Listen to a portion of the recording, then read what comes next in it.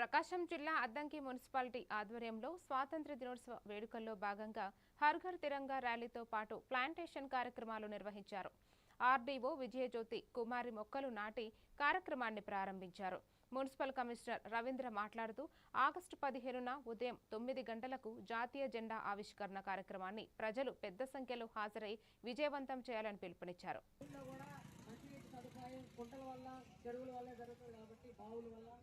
వాటిని సంరక్షించండి అని చెప్పారు. భవిష్యత్తులో వాటిని కొనుక్కోవాల్సిన పరిస్థితి ఏర్పడుతుందని కూడా హెచ్చరించారు మేధావులు. నేను అప్పుడు అనుకున్నాను 1990లో నేను అప్పటికి ఎంప్లాయ్మెంట్ ఎలానో తెలుసుకోండి, అందరికీ తెలుసు.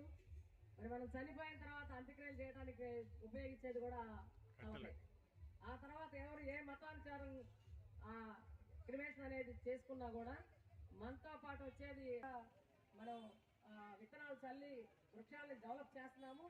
కానీ ఏంటంటే తిరిగి మన దగ్గరికి వచ్చేటప్పటికి మనం నాటం అయితే చేస్తున్నాం, కానీ దాని ప్రొటెక్షన్ అనేది మెయింటెనెన్స్ అనేది మనం చేయలేకపోతున్నాం. మరి కొంతగా పెరిగేదాకా మనం దాన్ని కాపాడాలి. అట్లానే ఇతర పశువులు కానీ ఏం వేయకుండా దాని చుట్టూ ఏమన్నా గాడు కానీ పెట్టాలి.